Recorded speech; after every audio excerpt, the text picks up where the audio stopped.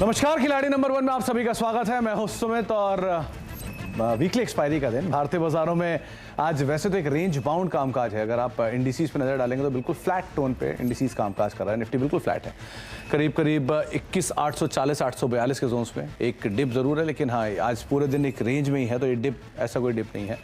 एक दायरे के अंदर ही इंडेक्स कामकाज कर रहा है सुबह से। निफ्टी भी, सेंसेक्स भी। निफ्टी बैंक के केस में हालांकि आज थोड़ी सी सिचुएशन फ्लैटिश साइड पर वहाँ पर भी है। निफ्टी बैंक बिल्कुल फ्लैट है और करीब 26 अंकों के आसपास गिरावट है। मिड कैप स्मॉल कैप के केस में मिड कैप हरे निशान में है, करीब 1% ऊपर, और स्मॉल कैप भी हरे निशान में है, करीब 1.25% ऊपर एक कामकाज कर रहा है, जिसकी वजह से एटलीस्ट एडवांस डिक्लाइन आपको तेजी में दिखाई पड़ेगा। एडवांसेस करीब 1600 शेयर तेजी में है और 582 शेयरों में बिकवाली है।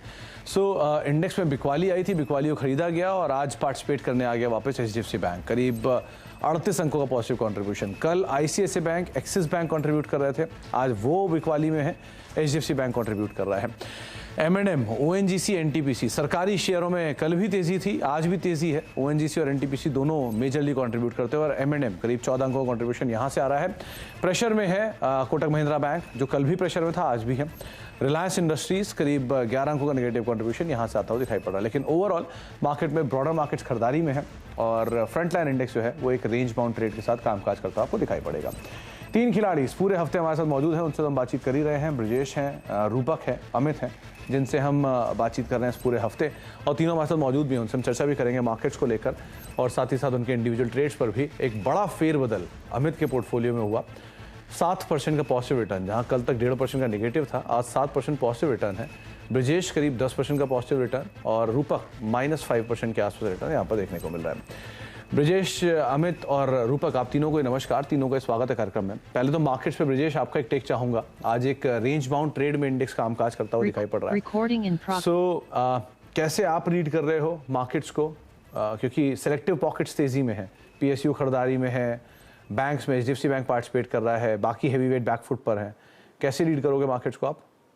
Good morning Sumit ji. So basically अगर हम देखते हैं तो लास्ट 2 दिन से हमने देखा कि स्लाइटली बाइंग आ रही है मार्केट में, और जो निफ्टी का जो लेवल है 21,850 जहां पे अभी सस्टेन कर रहा है, मुझे लग रहा है आज वीकली एक्सपायरी के चलते आज क्लोजिंग में पॉजिटिव बायस ही रहेगा।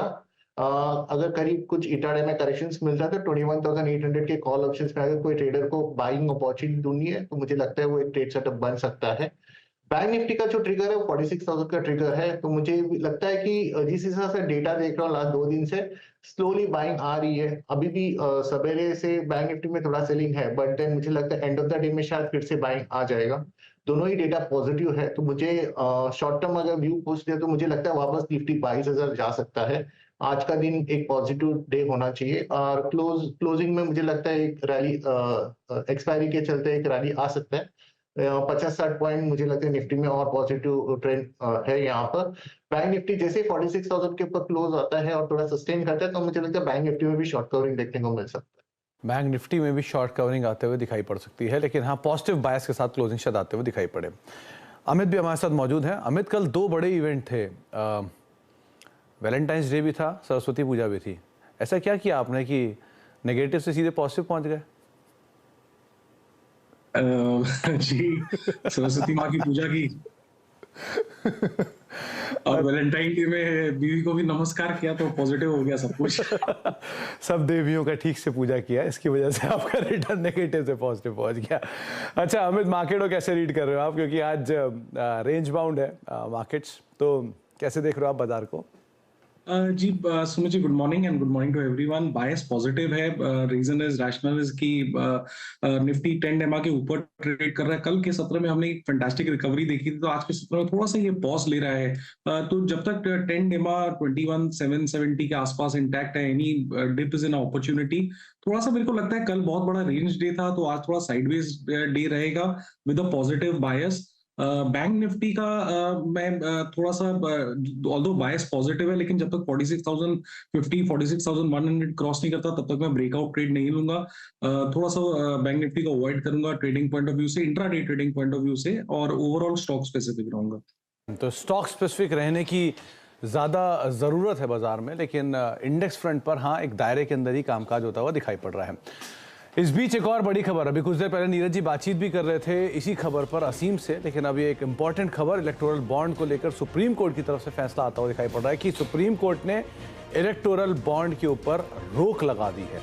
एक बड़ा डेवलपमेंट जो कि अब आता हुआ दिखाई पड़ रहा है। पहले इस पे जब सुनवाई चल ही रही थी उसी समय हमने असीम से बातचीत की थी, लेकिन उस सुनवाई के बीच में ये जो बड़ा फैसला आता हुआ दिखाई पड़ रहा है कि सुप्रीम कोर्ट ने इलेक्टोरल बॉन्ड के ऊपर रोक लगा दी है, और वो भी तब जबकि चुनाव इसी साल है, उससे ठीक पहले ये एक फैसला सुप्रीम कोर्ट की तरफ से आता हुआ दिखाई पड़ रहा है। किस तरह के इसके इम्प्लीकेशन रहेंगे, इस पर नीरज जी हमारे साथ वापस मौजूद भी हैं।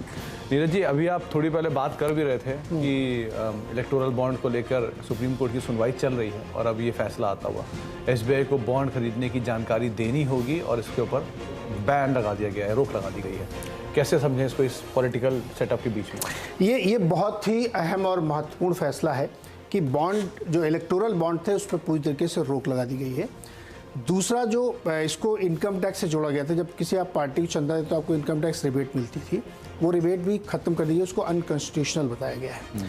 तो ये इस लिहाज से बहुत बड़ा फैसला है कि पॉलिटिकल पार्टीज़ के लिए चंदा देने के एक जो नया सिस्टम बनाया गया था वो सिस्टम पूरी तरीके से खारिज है, क्योंकि उसके पीछे लॉजिक ये दिया गया है कि जनता को ये जानने का अधिकार है कि कौन सी पार्टी को किसने चंदा दिया। अगर वह RTI के थ्रू, आर्टिकल 19 के थ्रू लगाता है अपनी जस्ट बताना पड़ेगा पार्टी को। बॉन्ड का मूल उद्देश्य यही था कि एनोनिमिटी बनी रहे, कि लोगों के अंदर दबाव न हो कि मैं किसी पार्टी को अगर चंदा दे रहा हूं तो मुझे दूसरी पार्टी का नाराज़गी झेलनी पड़ेगी। इसको मेंटेन, एनोनिमिटी मेंटेन करने के लिए बॉन्ड लाए गए थे, लेकिन इस फैसले को पूरा उलट दिया गया है कि नहीं, अब आपको अगर किसी ने चंदा दिया तो ये आपको बताना पड़ेगा। और ये अरुण जेटली जब थे तब वो ये लेके आए थे फैसला, और SBI इसको जारी करती थी। तो इनडायरेक्टली अगर आप कह सकते हैं कि SBI के पास तो जानकारी होती थी कि किसने दिया। तो जैसे जब हम लोग असीम को भी जोड़िएगा, तो असीम से जब हम लोग बात करें तो असीम ने कहा था कि क्विड प्रोको की संभावना है कि मान लीजिए मैंने आपको बॉन्ड दिए, हमारी तरफ से, हमारी कंपनी की तरफ से बहुत सारे बॉन्ड अगर आप किसी एक पार्टी को दिए गए तो उसके बदले में कोई फेवर लिया जा सकता है, इससे इनकार नहीं किया सकता। ये संभावना बनी हुई, क्विड प्रोको हो सकता है। तो उस संभावना को देखते हुए प्लस ये जानने की शक्ति के आधार से कि किसने दिया है, ये फैसले को अनकॉन्स्टिट्यूशनल कर दिया गया और खारिज कर दिया गया। तो इसमें दूसरा अपडेट भी आ रहा है कि अप्रैल 2019 से लेकर अब तक की सारी जानकारी भी देनी है और अगले 6 हफ्ते में जानकारी देनी है। बिल्कुल। तो ये और इसको एग्रीवेट कर देता है, एग्रीवेट करेगा कि किसने किसने दिया चंदा, वो सामने आ जाएगा। असीम हमारे साथ जुड़ गया। असीम, एग्जैक्टली मुझे 2 लाइन में बताइए क्या क्या डिसीजन लिए गए। देखिए, सुप्रीम कोर्ट ने पूरी स्कीम को असंवैधानिक ठहराया। सुप्रीम कोर्ट ने कहा कि ये जो फंडामेंटल राइट है, राइट टू इन्फॉर्मेशन, आर्टिकल 19(1) का, उसका पूरी तरह से उल्लंघन है। ऐसे में हम उसको स्ट्राइक डाउन कर रहे हैं। सुप्रीम कोर्ट ने कहा कि जो जनता है उसके पास जानने का अधिकार है कि कौन फंडिंग दे रहा है, सरकार का पैसा कहाँ से आ रहा है, कहाँ से नहीं जा रहा। सुप्रीम कोर्ट ने ये भी कहा कि जो पॉलिटिकल पार्टीज है उनकी जो फंडिंग आ रही है उसमें खासतौर से क्विड प्रो को हो सकता है, कोई पार्टी किसी भी से फंड ले रही है चुनावी बॉन्ड के जरिए और उसको किसी तरह का क्विड प्रो को यहाँ पर मिल सकता है। तो ऐसे में सुप्रीम कोर्ट ने सीधे पूरी स्कीम को स्ट्राइक डाउन कर दिया है। साथ ही SBI को निर्देश दिए कि जो चुनाव आयोग है उसको पूरी जानकारी दे कि 2019 से लेकर के अब तक किसको पैसा गया है, कहां से ये पैसा गया है, वो सारी जानकारी देनी पड़ेगी। SBI को अगले 6 महीने का वक्त वहां पर दिया गया। तो पूरी तरह से ये जो स्कीम लेकर के आए थे वित्त मंत्री अरुण जेटली, इसको सुप्रीम कोर्ट ने अनकॉन्स्टिट्यूशनल कराया और इसको पूरी तरह से खारिज कर दिया। यानी कि अब कोई भी इलेक्टोरल बॉन्ड आगे नहीं दे सकेगा यहाँ पर। बिल्कुल, कोई भी इलेक्टोरल बॉन्ड नहीं बिकेगा और अप्रैल 19 से लेकर के टिल डेट सारी जानकारी अवेलेबल कराई जाएगी कि किसने कितने बॉन्ड खरीदे और किसको दिए। नहीं तो मतलब it's too early to say anything, लेकिन इसका पॉलिटिकल इम्प्लीकेशन कैसे समझें? देखिए, इसका पॉलिटिकल इम्प्लीकेशन ऐसा है कि मान लीजिए अभी हमको एग्जैक्ट अमाउंट नहीं मालूम कि कितना दिया जा चुका है, मान लो 10-20 हज़ार, 10,000 5,000 करोड़ मान लीजिए है, तो किसी एक पार्टी के पास होगा। तो इससे इम्प्लीकेशन ये होगा कि जिसको ज़्यादा मिल रहे थे हो सकता है उसको अब बैलेंस आउट हो, कम मिले, दूसरी पार्टियों को भी मिलेंगे, क्योंकि या नहीं भी मिल सकते हैं। मान लीजिए मैं डर के मारे आपको पैसे दे रहा था कि आपको नहीं दूंगा तो आप नाराज़ हो जाओगे, और किसी दूसरे को मैं नहीं दे रहा था।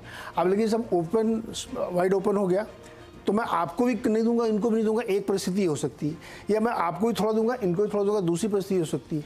तीसरी हो सकती है कि मैं आपको थोड़ा दूंगा, इनको बिल्कुल नहीं दूंगा।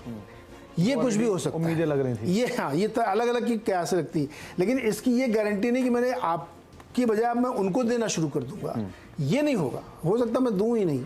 तो चुनाव के साल में, बट हाँ, चुनाव के साल में नहीं, चुनाव के महीनों में, मात्र 55 दिन बाकी है चुनाव शुरू होने में।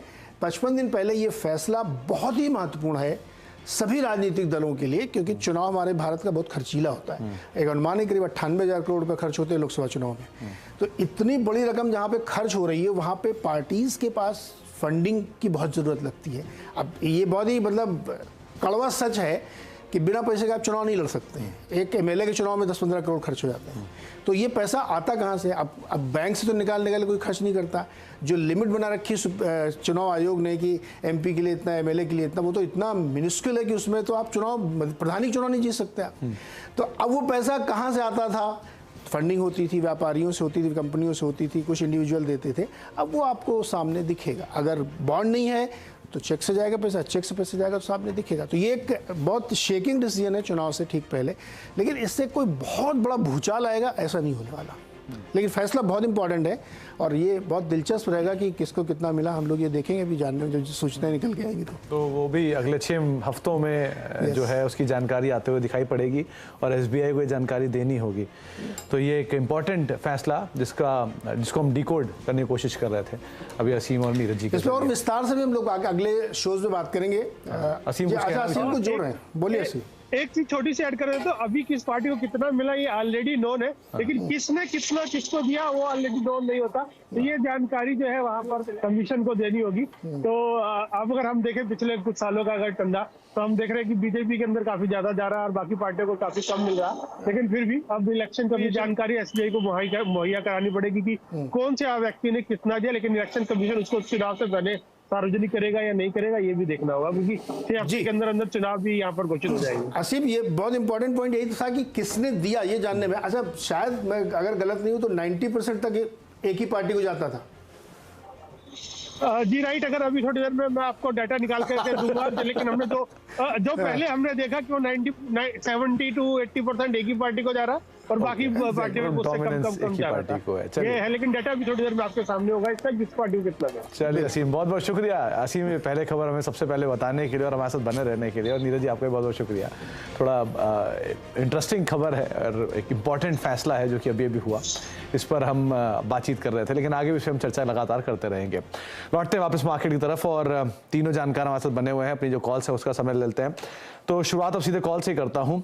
रूपक, आपकी तरफ से, क्योंकि रूपक का पोर्टफोलियो पर अच्छा लेकर आइए, किस तरह का उनका पोर्टफोलियो और कौन कौन सी कॉल्स का स्कोप उनके पास बचता है। तो रूपक के पोर्टफोलियो में नाल्को है उनके पास जो होल्ड है, न्यू इंडिया एश्योरेंस है जो कि होल्ड है, और जाइडस में वो प्रॉफिट्स को बुक कर चुके हैं। अब एक कॉल का स्कोप रूपक के पास बचता है। रूपक, आपकी तरफ से पहली और इकलौती कॉल। मेरे कॉल रहेगा पेट्रोनेट पे। पेट्रोनेट ने आवली चार्ट पे एक राउंडिंग बॉटम फॉर्मेशन का ब्रेकआउट किया और डेली चार्ट में भी एक रिकवरी दिखा रहा है विद गुड वॉल्यूम। मेरे ख्याल से शॉर्ट टर्म में 305 तक जा सकता है और नीचे एक स्टॉप लॉस मेंटेन करना होगा 274 पे। 274 का स्टॉप लॉस और 305 के अराउंड के टारगेट शायद बनते हुए दिखाई पड़े। आप पेट्रोनेट पे लॉन्ग जा सकते हैं 282-83 पे डीआई के आसपास पेट्रोनेट कामकाज कर रहा है। ब्रिजेश का पोर्टफोलियो लेकर आइए, विनिंग पोर्टफोलियो किस तरह की सिचुएशंस वहां पर है। करीब करीब 10% रिटर्न ब्रिजेश के पोर्टफोलियो में आ रहा है। डीएलएफ से प्रॉफिट बुक कर लिया और यूनाइटेड स्पिरिट से प्रॉफिट्स को बुक कर चुके हैं। तो 2 कॉल का स्कोप ब्रिजेश के पास बचता है। ब्रिजेश, आपकी पहली कॉल। सुमित जी, मेरा पहला कॉल फेडरल बैंक में रहेगा।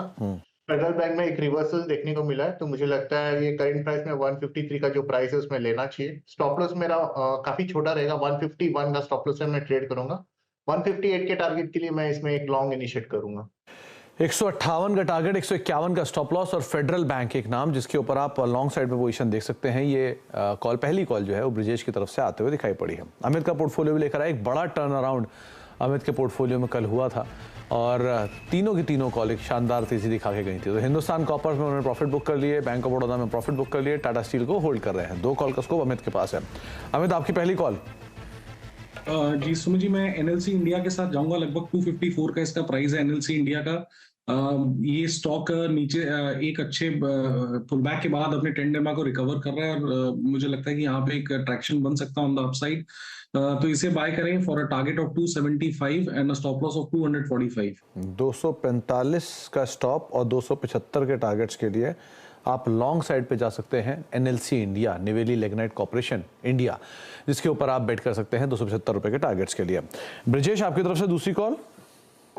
सुमित जी, हाँ, मैं सोनाटा सॉफ्टवेयर को वॉच कर रहा हूँ। सोनाटा सॉफ्टवेयर जो 814 पे अभी ट्रेड कर रहा है, वो आज मोमेंटम और उसमें वॉल्यूम्स देखने को मिले, तो मुझे लग रहा है कि ये जो अप ट्रेंड है ये स्टॉक में कंटिन्यूएशन रहेगा।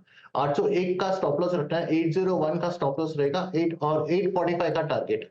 845 के टारगेट और 801 का एक स्टॉप लॉस लेकर आप सोनाटा सॉफ्टवेयर पर लॉन्ग जा सकते हैं। 815 के आसपास का प्राइस इसमें अभी देखने को मिल रहा है। तो जो दूसरा नाम ब्रिजेश की तरफ से वो है सोनाटा सॉफ्टवेयर लॉन्ग साइड पर। अमित, आपकी तरफ से दूसरी कॉल। जी, मैं आईओसी के साथ जाऊंगा। 189.50 का इसका प्राइस है। यहाँ पे भी एक अच्छा पुल बैक हम देख रहे हैं। इस सेक्टर में स्ट्रेंथ भी है और पुल बैक ट्रेड है, तो इसे बाय करें for a target of 200 and a stop loss of 183।